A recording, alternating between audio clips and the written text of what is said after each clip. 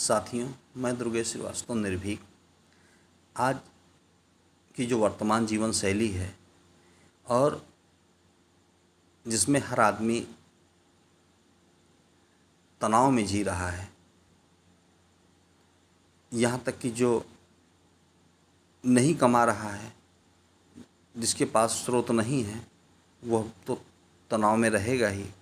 और लेकिन जिसके पास है वह भी तनाव में है कि जो है कि इसको हम मेंटेन कैसे करें, इसको इम्प्रूव कैसे करें। तो प्रश्न इस बात का है कि अगर जो है यहाँ पे एक बेसिक जो है फॉल्ट हो रही है कि देखिए, सफलता या सफलता को मेंटेन रखना, ये दोनों जो है कर्म के ऊपर डिपेंड करता है। ये आपके कर्म से निर्धारित होगा कि सफलता आपको मिलेगी कि नहीं। तो यहाँ पे तनाव का क्या स्थान है, यहाँ पे टेंशन का स्थान किस बात का है।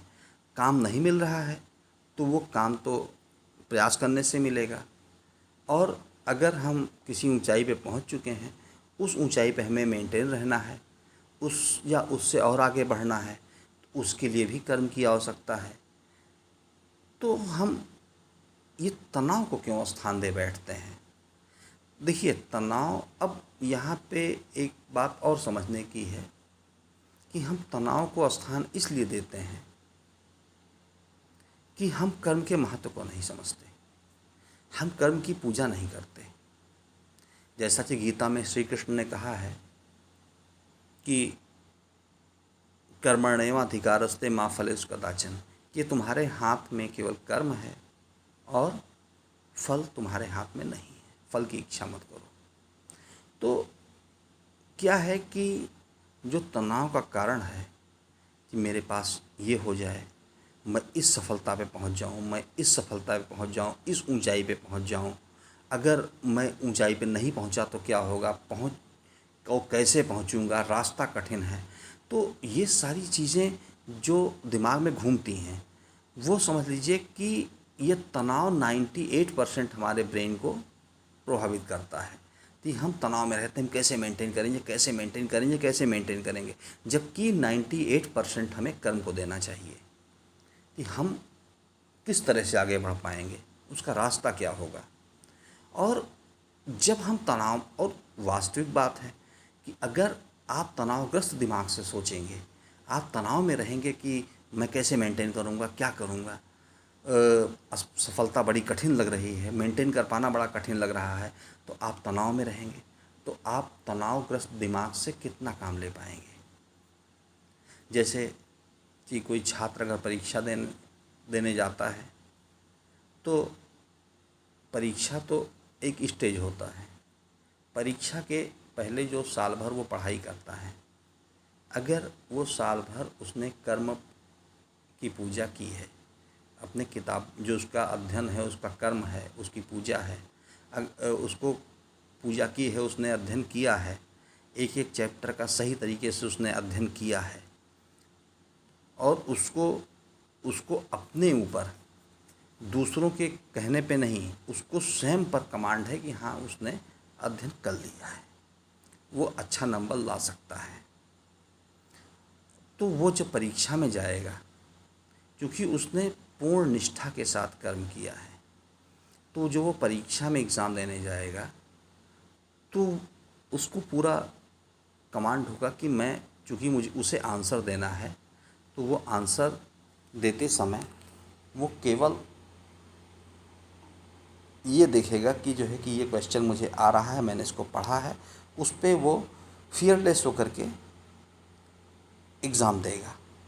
और लेकिन हाँ, एक चीज़ वहाँ पे ये भी है कि यदि उसकी तैयारी भी है, अगर वो एग्ज़ाम में बैठा है, अगर उसके दिमाग में ये डर बैठ गया कि पता नहीं मैं पास हो पाऊँगा कि नहीं हो पाऊँगा, कि फ़ेल हो जाऊँगा, कि क्वेश्चन कहाँ से आ जाएगा, अगर ये सब चीज़ें उसके दिमाग में आ गई, फल वाली चीज़ें उसके ब्रेन पे हावी होंगी, तो वहाँ पे भी वो आते हुए भी प्रश्नों का सही उत्तर नहीं दे पाएगा, क्योंकि उसका दिमाग तनावग्रस्त हो जाएगा। और 3 घंटे ही उसके पास होंगे, तो उस 3 घंटे में जैसे इसके पहले अध्ययन करना कर्म था, इन 3 घंटों में उसका कर्म है कि क्वेश्चंस को पढ़ करके उसका सही सही उत्तर देना। तो इस समय भी अगर वो 98% जो है पूरा ब्रेन वो लगाएगा कि जो है कि हम अपने आंसर कैसे सही लिखें, और तो वो अच्छे उत्तर भी लिखेगा और उसका रिज़ल्ट भी अच्छा ही होगा। और लेकिन अगर उसने 98% अपने ब्रेन में तनाव भर लिया कि पता नहीं क्वेश्चन हम लिखें, एग्ज़ामिनर उस पर नंबर दे कि न दे, टॉप कर पाऊँ कि न कर पाऊँ, तो वो वहाँ पर ही जो है तो वो उसका सीधा प्रभाव उसके दिए गए उत्तरों पे पड़ेगा कि जिसमें वो गुणवत्ता नहीं आ पाएगी जो उसके अध्ययन के आधार पे आनी चाहिए। तो इसलिए परीक्षा देते समय भी तनाव से मुक्त होना ज़रूरी है, क्योंकि तनाव का कोई स्थान ही नहीं है। तनाव का कर्म के साथ कोई जुड़ाव ही नहीं है। मतलब ये मान करके चलिए, तनाव को बिल्कुल सेपरेट करके चलिए। ये कर्म से ही सफलता मिलेगी। अध्ययन किया है वो भी कर्म है, परीक्षा दे रहा है वो भी कर्म है, और फिर जब कर्म अच्छा होगा तो रिज़ल्ट तो अच्छा होगा ही होगा। तो अब देखिए, यहाँ पर जो गीता में भगवान श्री कृष्ण ने कहा है कि कर्मण्येवाधिकारस्ते मा फलेषु कदाचन, यहाँ पे एक उदाहरण से और समझने की कोशिश करिए कि देखिए, अगर किसी स्टूडेंट ने ये किया कि मुझे टॉप करना है, तो वो जो है टॉप कर जाएगा। अगर टॉप कर गया तो वहाँ पे चांसेस होगी कि अहंकार आ जाएगा उसको, और फिर जब अहंकार आता है तो अहंकार पतन का कारण होता है। और अगर नहीं आया किसी कारण से तो विषाद उत्पन्न हो जाएगा कि देखो मैंने इतनी मेहनत किया, मैं टॉप नहीं कर पाया, मैंने टॉप करने की सोचा था। तो देखिए, सोचिए मत, आप परीक्षा दीजिए, आप कर्म करिए। टॉप करेंगे कि नहीं करेंगे ये अन्य छात्रों की योग्यता पे डिपेंड करता है। आप अपनी तरफ से पूरा प्रयास करिए, और जो है, और ये मत सोचिए कि मैं टॉप करूँगा। बेहतर करिए, कर्म की पूजा करिए। देखिए, सकाम कर्म निष्काम कर्म का एक एग्ज़ाम्पल हम और बताएंगे। देखिए, रावण ने सकाम भक्ति की थी भगवान शिव की, और फिर जब उसने सकाम भक्ति की तो उसको शक्तियाँ प्राप्त हो गईं। तो जो उसको प्राप्त करना था उसको मिल गया। अब जो मिल गया उसको अहंकार आ गया। वो वहाँ पर जो है मतलब है कि वहीं पे उसकी जो भक्ति थी वो वहीं एक लिमिट में आ गई, एक रेखांकित हो गया कि मुझे सोने की लंका मिल गई है, अब क्या है, अब तो मैं पावरफुल हो ही गया हूँ, जो मैंने चाहा था वो कर लिया। तो अभिमान आ गया, और जो अभिमान पतन का कारण बनता है। अगर उसको सफलता न मिली होती तो विषाद उत्पन्न हो जाता, वो भी पतन का कारण होता। और लेकिन हनुमान जी थे, तो हनुमान जी ने राम की भक्ति की, कोई फल के लिए नहीं की, निष्काम भक्ति की। भक्ति करते रहे, भक्ति करते रहे, भक्ति करते रहे, केवल वो सेवक बने रहे। तो आज भी उनकी शक्तियाँ पूजनीय हैं, उनको कभी अहंकार नहीं उत्पन्न हुआ। शक्तियाँ होते हुए भी अहंकार नहीं उत्पन्न हुआ, क्योंकि वो राम में देखते थे कि राम की कृपा से ये काम हो रहा है। तो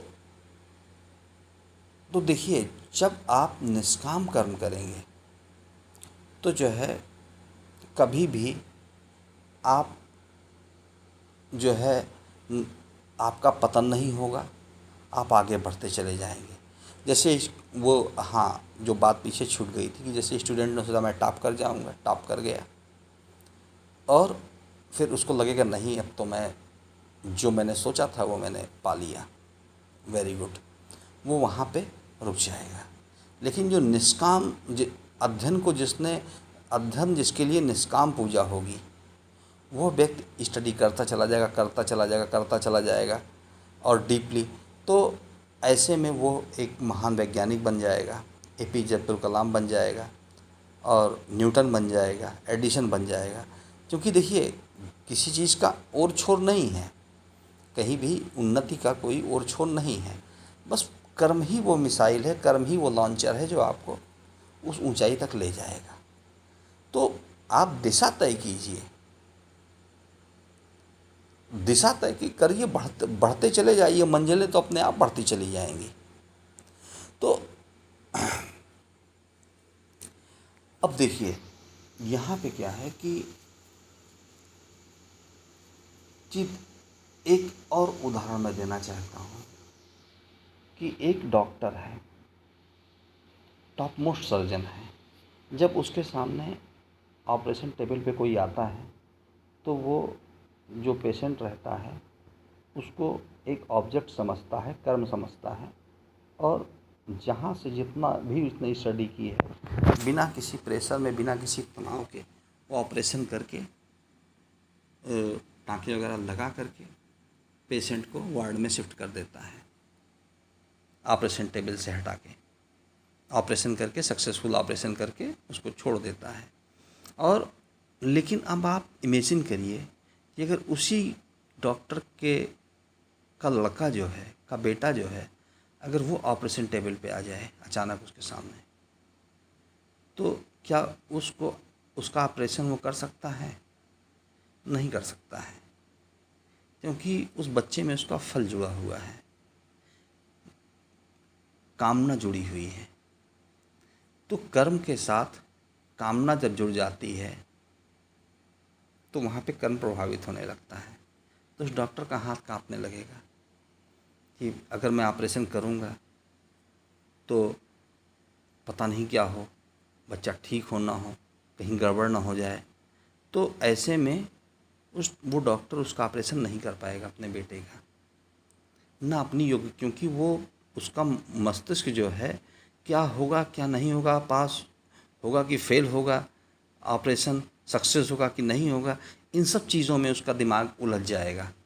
तो ऐसे में वह जो है उसको क्या करेगा कि ऑपरेशन नहीं दे पाएगा। हाँ, अगर उसका जूनियर डॉक्टर जो उसके बाद सेकंड नंबर का सर्जन है, अगर वो आराम उसको दे दिया जाएगा ऑपरेशन करने को, तो उसके लिए भी वो ऑब्जेक्ट हो जाएगा और वो ऑब्जेक्ट की तरह जितनी उसने स्टडी की है वो पूरा अपना ज्ञान उसमें उड़ेल देगा और उस बच्चे को ऑपरेशन करके उसको ठीक कर देगा। तो देखिए, तो ये होता है कि अगर यहाँ पे एक छोटा सा एग्जाम्पल रखा कि अगर किसी चीज़ में कामना जुड़ जाती है कि ये होगा कि नहीं होगा, ये होगा कि नहीं होगा, तनाव जुड़ जा और कामना के साथ तनाव आ जाता है। तो जब ये जुड़ जाएगा तो हम अच्छे भले काम करते हुए भी हमारे हाथ कांपने लगेंगे। कि जैसे अर्जुन के हाथ कांपने लगे थे युद्ध में। अर्जुन का हाथ क्यों कांपने लगा? क्योंकि यहाँ पे हाथ कांपने का मतलब है कि उनको कर्तव्य नहीं में निर्णय नहीं कर पा रहे थे कि कहीं मैं पाप तो नहीं करने जा रहा हूँ, इनको मैं कैसे मार सकता हूँ। तो देखिए, तो ये गीता उसी समय लिखी गई है, ये गीता उसी समय कृष्ण ने उपदेश दिया था कि जिसमें उन्होंने अर्जुन पे पूरा जो है डिप्रेशन की छाया पड़ गई थी, उनके हाथ कांपने लगे थे, गला सूखने लगा था, गांडीव हाथ से गिरने लगा था। क्यों? क्योंकि वो डिसीजन नहीं कर पा रहे थे कि क्या होगा, हम इनको मार देंगे तो हमें संसार क्या कहेगा कि इन्होंने अपने भाइयों को मार दिया, इन्होंने अपने पितामह को मार दिया, अपने गुरु को मार दिया, मैं कैसे युद्ध कर सकता हूँ। देखिए, तो जीवन में बहुत सी चीज़ें आती हैं जिसमें हमें कर्म अकर्म के बीच भेद करना होता है कि क्या करणीय है, क्या अकरणीय है। तो लेकिन वो उसके लिए ये निराशा के लक्षण शरीर में नहीं प्रकट होने चाहिए। वहाँ पे बुद्धि, विवेक और कर्म और जो शुभचिंतक हों उनकी सलाह की आवश्यकता होती है। और सबसे गंभीर जो पुस्तक है जिसमें पूरा ज्ञान समाया हुआ है वो है श्रीमद् भगवद गीता। उसको पढ़ करके आप जितने बार पढ़ेंगे उतने ही नवीन अर्थ आपको पता चलेंगे। तो इस तरह से हम आपसे ये कहना चाहते हैं कि इस आपाधापी की ज़िंदगी में आप आगे बढ़िए, कर्म करते रहिए, परंतु इस चीज़ का ध्यान रखिए कि तनाव मत लीजिए, क्योंकि तनाव और कर्म का कोई संबंध ही नहीं है। कर्म आपके हाथ में है। अगर कर्म करते रहेंगे तो आप जीवन के सुख को भोग भी सकते हैं, क्योंकि अगर कर्म के साथ तनाव को जोड़ लेंगे तो आपके लिए सारा सुख व्यर्थ हो जाएगा। आप कार पे भी बैठे रहेंगे तो कार का एंजॉय नहीं कर पाएंगे। इस चिंता में लगे रहेंगे कि लग्जरी क्यों नहीं है। तो कम से कम कार का एंजॉय कर लीजिए। जैसे पहले साइकिल से मैं चलता था तो मुझे लगा कि भाई बाइक होनी चाहिए, लेकिन अगर फिर बाइक तो फिर कार होनी चाहिए। तो ऐसे ही कहा गया है, शास्त्रों में कहा गया है कि सामान्य व्यक्ति राजा से ईर्ष्या करते हैं, राजा चक्रवर्ती सम्राट से ईर्ष्या करता है, चक्रवर्ती सम्राट इंद्र से ईर्ष्या करते हैं और इंद्र विष्णु से। तो केवल अगर इस हिसाब से देखा जाए कि हमारे पास क्या नहीं है, हम कैसे संतुष्ट होंगे, तो इस हिसाब से देखा जाए तो केवल भगवान विष्णु के अलावा इस संसार में कोई संतुष्ट हो ही नहीं सकता है। लेकिन मेरे भाई, हम जिस स्थिति में हैं हमें संतुष्ट उसमें ही रहना है। हाँ, इस संतुष्ट होने का मतलब ये नहीं है कि हम वहीं पे बैठे रहें, वहीं स्थान पे बैठे रहें। कर्म करते रहें, कर्म करते रहें, लेकिन जिस चीज़ पे अगर हम साइकिल की सवारी कर रहे हैं तो साइकिल का एंजॉय कर सकते हैं, साइकिल पे भी गाना गा सकते हैं। और जब बाइक मिलेगी तो बाइक पे गाना गाएंगे, नहीं मिलेगी तो साइकिल पे ही गाना गाएंगे। और कार मिलेगी तो उस पर बैठेंगे। ये हमारे कर्म के ऊपर डिपेंड है। लेकिन अब हम साइकिल पे बैठ के रोएं, बाइक के लिए बाइक पे बैठ के रोएं, कार के लिए कार पे बैठ के रोएं, लग्ज़री के लिए लग्ज़री पे बैठने के बाद रोएं जो है कि चार्टर प्लेन के लिए। तो ये सिलसिला तो कभी नहीं ख़त्म होगा। तो हम पूरे जीवन क्या जो है ये तनाव के साथ जीने के लिए पैदा हुए हैं। जो हैं, अगर एक गरीब चाहे तो अपनी झोपड़ी में भी हंस सकता है और उसको 100 बहाने हैं हंसने के।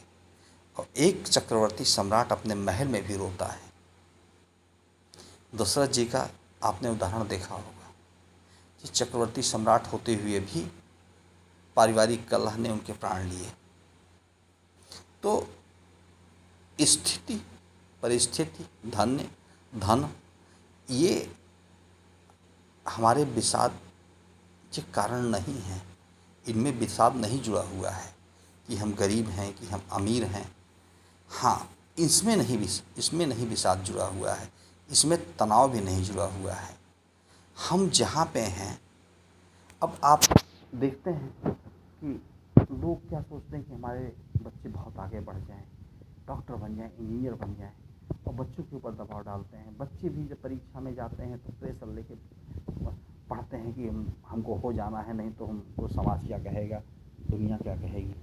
तो इन सब चीज़ों को किनारे कर दीजिए, इन सब चीज़ों को पूरी तरह से किनारे कर दीजिए। बल्कि ऐसा बच्चों को केवल कर्म की शिक्षा दीजिए। क्योंकि कभी कभी मैं देखता हूँ कि जब बोर्ड वगैरह का रिजल्ट निकलता है तो कई बच्चे सुसाइड कर लेते हैं, या असफल होते हैं तो सुसाइड कर लेते हैं। असफल जो सुसाइड करते हैं वो तो चरम परिणति होती है, लेकिन इसी दबाव में कितने बच्चे जो सुसाइड करने की सोचते हैं और नहीं कर पाते हैं, मजबूरी में जो है आगे पढ़ते रहते हैं।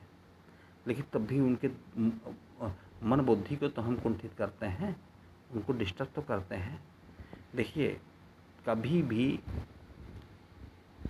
मतलब आप बच्चों को पढ़ने के लिए प्रेरित कीजिए कि वो पढ़ें, लेकिन एक फोर्स मत बनाइए और यह पहचानिए कि क्या गुण है, किस दिशा में आगे जाएगा और उस दिशा में प्रेरित करते रहिए। यही यही जीवन की सफलता है। और फिर वो जहाँ जहाँ जो है उसकी योग्यता, वो जहाँ वो कर्म में लगा रहेगा तो वो एक ना एक दिन अपने असली मुकाम तक पहुँच जाएगा। और दबाव डालने पर वो जहाँ उसको पहुँचना भी चाहिए आराम से, वहाँ भी नहीं पहुँच पाएगा। तो ये जो तनाव है, इस तनाव से स्वयं भी दूर रहिए और बच्चों को भी दूर रखिए। यह मानव जीवन के लिए घातक है। बस एक सूत्र ध्यान रखिए कि तनाव और कर्म अलग अलग हैं। तनाव का कर्म से कोई लेना देना नहीं है और सफलता असफलता के लिए कर्म जिम्मेदार है। कर्म के द्वारा हम सफलता असफलता प्राप्त कर सकते हैं, तनाव के द्वारा नहीं। हाँ, कर्म के साथ संतोष जोड़िए। कर्म के साथ अगर संतोष जोड़ देंगे तो कर्म करते हुए भी आप हंसते और मुस्कुराते रहेंगे। और जब हंसते मुस्कुराते रहेंगे आपका मस्तिष्क अच्छे से काम करेगा, खुश रहेंगे, प्रसन्न रहेंगे, तो आपके दिमाग में चार अच्छी विचार और भी आएंगे और आप उन्नति के और शिखर पर चढ़ते चलेंगे। तो यहाँ पे बस मेरा निवेदन ये है कि आप आगे बढ़िए, हर क्षेत्र में आगे बढ़िए, लेकिन तनाव को छोड़ दें। तनाव को जैसे कूड़ा फेंका जाता है घर से, जैसे तनाव को भी कूड़े की तरह फेंक करके निकाल दीजिए। क्योंकि तनाव का कर्म का कोई लेन देन नहीं है, ये मैं कई बार कह चुका हूँ। और इस लाइन को, इस पंक्ति को आपको जीवन में जिस दिन समझ जाएंगे उस दिन बड़ी से बड़ी असफलता भी आपको किसी भी तनाव में नहीं डाल पाएगी और तनाव से मुक्ति की जरूरत पड़ेगी ही नहीं, क्योंकि तनाव होगा ही, क्योंकि कर्म के साथ कोई तनाव नहीं। हंसते हुए मुस्कुराते हुए काम करिए। बार्डर पे भी गोली चलाना हो तो तनाव की वहाँ क्या ज़रूरत है। गोली हम तो बार्डर पे खड़े ही हैं, हम तो 10 को मारेंगे तब मरेंगे। अब गोली लग जाएगी कहीं, क्या हो जाएगा, अरे सीने पे लग जाएगी, कहाँ लग जाएगा, बचेंगे कि नहीं बचेंगे, तब तो हम ही मार दिए जाएंगे, इतना सोचेंगे तो इसलिए देखिए, और वहाँ पे मन मस्तिष्क को स्थिर करने के लिए बहुत अच्छे से जो है इस बात की साधना करिए कि कर्म से तनाव को हटा दीजिए। अगर ये हट गया तो आपको आगे बढ़ते रहने से कोई रोक नहीं सकता है, क्योंकि प्रकृति सदैव न्याय करती है। उसके सेट रूल्स हैं। जैसे आग जलाने का काम करती है, पानी बहाने करता है, हमेशा बारिश ऊपर से नीचे की ओर गिरती है, नीचे से ऊपर की ओर कभी नहीं गिरती है। आग गर्मी देता है, ठंडक नहीं देता है। सूरज ताप देता है और प्रकाश देता है, और जो विटामिन्स देता है वो देता है। सेब हमेशा एक टेस्ट होता है उसमें, आम में दूसरा टेस्ट होता है। तो प्रकृति की जितनी भी चीज़ें हैं इनके सबके सेट रूल्स हैं। तो ऐसे ही ये मान के चलिए कि जो कर्म है वो अकेला है, उसको अपनी खुशी के लिए आप संतोष के साथ जोड़ सकते हैं और उसको जो है तनाव के साथ तो कभी भी मत जोड़िए। कर्म को संतोष के साथ मत चलाइए तो अच्छी बात है कि प्रसन्न भी रह के काम करिए, लेकिन तनाव को के साथ तो कतई मत चलाइए, उसको किसी कीमत पे मत चलाइए। यह हर जीवन में सफलता का रहस्य है। और देखिए यही तनाव कितनी बीमारियों को जन्म देता है, चाहे ब्लड प्रेशर हो, चाहे मानसिक बीमारियां हों ये तनाव की ही तो देन होती हैं। तो इसलिए आपसे बस यही निवेदन है कि किसी भी तरह की स्थिति हो, परिस्थिति हो, कुछ भी हो, आपको तनाव से बचे रहना है, केवल कर्म करना है। अपने विकास का रास्ता देखिए, उस पर गंभीरता से आप चिंतन तभी कर पाएंगे जब आप तनाव मुक्त होंगे। अपना स्वयं का एनालिसिस तभी कर पाएंगे जब आप तनाव से मुक्त होंगे। और अपना एनालिसिस किए बिना, अपने कार्यों का एनालिसिस किए बिना आप कैसे सफल हो सकते हैं और कितना सफल हो सकते हैं। तो पुनः एक बार मैं आपसे निवेदन करूंगा कि मैंने जो कुछ कहा है, हालांकि मैं कोई विशेषज्ञ नहीं हूँ, लेकिन यह है कि एक सामान्य बुद्धि से जो मुझे समझ में आया वो मैंने आपको बताया। अगर ज़रा सा भी आपका लाभ होता है या थोड़ा सा भी आपके जीवन में इसको सुनने के बाद परिवर्तन होता है, या आप अपने कर्म को तनाव से अलग कर पाते हैं, तो ये हमारे लिए बहुत बड़ी सफलता होगी। धन्यवाद।